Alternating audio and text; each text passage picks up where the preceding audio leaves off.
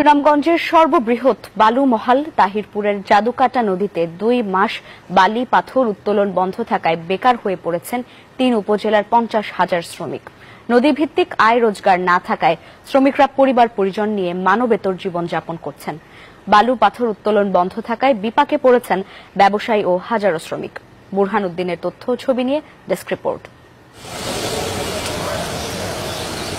সুনামগঞ্জের তাহিরপুর উপজেলার পাহাড়ি নদী জাদুকাটা।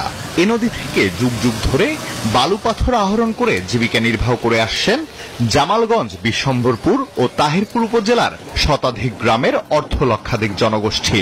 সেই সাথে এ ব্যবসার সাথে জড়িত রয়েছেন হাজারো ব্যবসায়ী। কিন্তু উচ্চ আদালতের নিষেধাজ্ঞায় এই জাদুকাটা নদীতে বালু পাথর উত্তোলন ও পরিবহন কাজ বন্ধ রয়েছে। এতে 3টি উপজেলার প্রায় অর্ধলক্ষাধিক শ্রমিক বেকার হয়ে বর্তমানে মানবেতর জীবনযাপন করছেন। সাথে বেকায়দায় পড়েছেন ব্যবসায়ীরাও।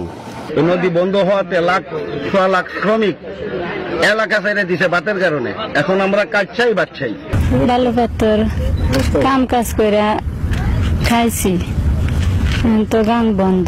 তারা কাম কাজ বন্ধ দিল, পাথর তুলবার লাগি দেয় না, সিঙ্গেল তুলবার লাগি দেয় না, মিল চলবার লাগি দেয় না। আমরা 2 দিনে 3 দিনে যাও, একদিন কাম করি, আমরা চলতাম কেমন, সংসার চালাইতাম কেমন।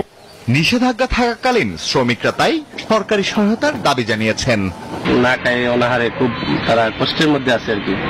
এই বিষয়ে সরকারের প্রতি আবেদন যে দ্রুত গতিতে খুলে দিলে মানে লেবার শ্রমিকরা কাজকর্ম করে জীবিকা অর্জন করে তাদের বাচ্চা কাচ্চা নিয়ে চলাফেরা করতে হবে।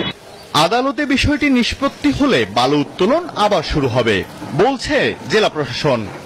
স্টে অর্ডার আছে হাইকোর্ট বিভাগের, যেমন না আমাদের মানা করছে কেউ যাতে কোনোভাবে কোনো ধরনের এক্সট্রাকশন মজুত করতে না পারে বালু, তো আমরা সেটা বজায় রাখতেছি। মেঘালয় পাহাড় থেকে ঢলের পানিতে জাদুকাটা নদীতে নেমে আসে বালি পাথর।